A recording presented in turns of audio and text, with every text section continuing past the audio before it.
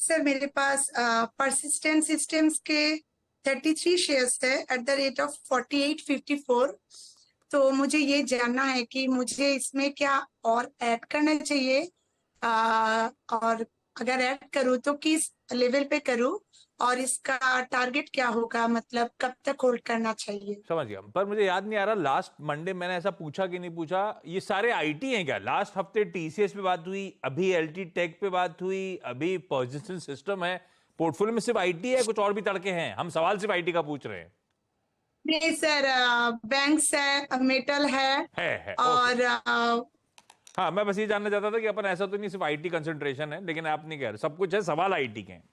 ठीक है। हाँ हाँ हाँ। पर्सिस्टेंट सिस्टम्स, आशीष जी भाई इन्होंने कहीं बेचने की बात नहीं करी है, ये जानना चाहती हैं होल्ड करे रहा हूं, फर्दर ऐड करूं क्या? आपको कैसा लगता है ये स्टॉक? बहुत चला है, उसके बाद कंसोलिडेशन में आ गया है।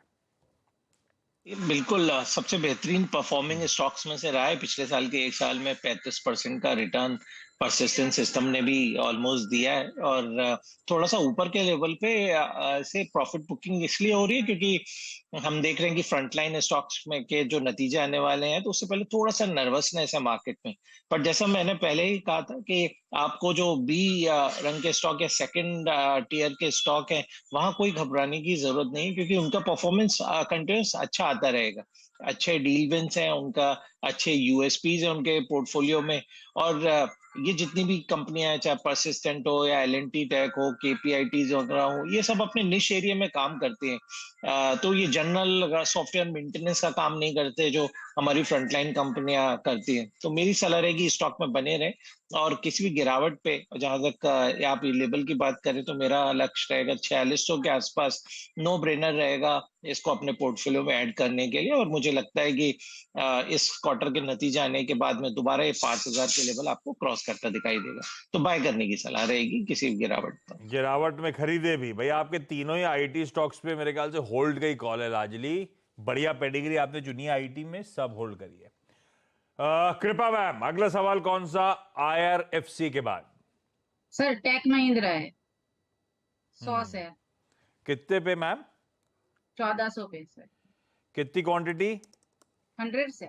ये भी लॉन्ग टर्म के लिए रखा हुआ है ना मैम? हाँ सर, ये लॉन्ग टर्म के लिए। अभी मैं उसमें ऐड कर सकती हूँ। 1400 की खरीद। 1400 की खरीद ये हाल फिलहाल में खरीदा था क्या? नहीं नहीं नहीं सर, पहले का खरीदा हुआ है? हाँ हाल पहले फिलहाल का। तो गया ही नहीं इस भाव तक। अभी तेजी बहुत आई, लोअर लेवल से रिकवरी बड़ी अच्छी थी टेक महिंद्रा में। आशीष सर क्या करें भाई? टेक महिंद्रा एवरेज करें, होल्ड करें? व्यू क्या बनता है टेक महिंद्रा को लेकर? ठीक है, आईटी क्षेत्र में फ्रंटलाइन में देखा जाए तो एकमात्र स्टॉक है जो 2-3% नीचे अपने 52 वीक लो से है। तो स्टॉक में स्ट्रेंथ तो है। और वो थोड़ा सा उसके पीछे रीजन यही है कि जो इन्फोसिस से उनके नए सीईओ जो है, प्रेसिडेंट जो ज्वाइन किए हैं, तो उसके आने के बाद से स्टॉक का थोड़ा सा री रेटिंग हुआ है। बट मुझे लगता है कि अगले साल से जो उनका एक बीएफएसआई जैसा सेक्टर था जहां पर बहुत स्ट्रांग प्रेजेंस नहीं था, वहां पर भी रिजल्ट आने शुरू हो जाएंगे। और यही मार्केट को पसंद आ रहा है कि सिर्फ टेलीकॉम क्षेत्र की कंपनी ना बन के वो फुल डाइवर्सिफाइड कंपनी बन जाएगी टेक महिंद्रा। बट मुझे लगता है 1400 आने में अभी थोड़ा समय लगेगा। और 1100 रुपए के आसपास यदि आपको स्टॉक मिलता है करेक्शन में, तो बिल्कुल आप इसको एवरेज कर सकते हैं। लंबी अवधि के लिए बेहतरीन निवेश। बिल्कुल ठीक। क्विकली संतोष मैम, अगला सवाल। Calcutta electric supply sir, CSC 1000 तक लिया सर, 72 रुपए में क्या करूं? 1000 डिविडेंड भी मिला शेयर था है, मुझे 9 रुपए 72 पे का। है ना? हाँ जी, लॉन्ग टर्म के लिए संतोष मैम? हाँ लॉन्ग टर्म डिविडेंड भी दिया था मुझे, डिविडेंड मिला था मुझे इसका। ओके।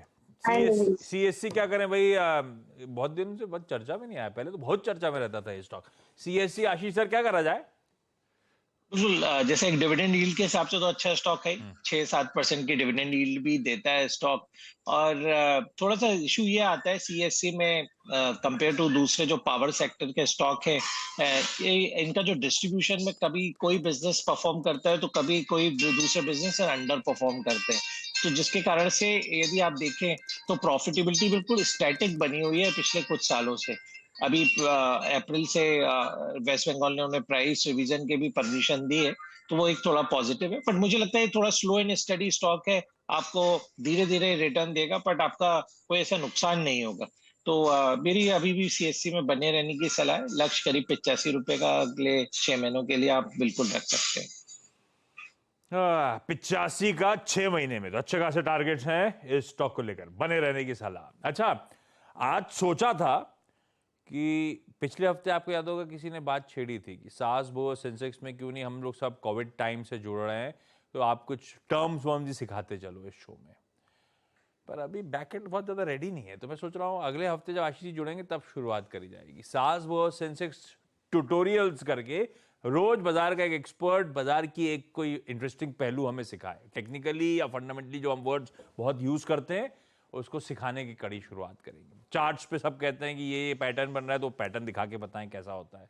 या आशीष जी कहते हैं पी बहुत सस्ता है, फला बहुत महंगा है, तो उसका लॉजिक क्या होता है, पी कौन सा सस्ता होता है, कौन सा महंगा होता है, क्या होता है पी, आसान टर्मिनोलॉजी में रोज एक एक चीज सीखते चले। पर इसको जरा सॉफ्ट लॉन्च बाद में करूंगा। आज के लिए इतना ही। मनाली मैम, कृपा ma'am, Santosh ma'am, thank you so much जुड़ने के लिए। आशीष सर, ब्यूटीफुली सारी क्वेरी सॉल्व करने के लिए आपका भी धन्यवाद। क्विकली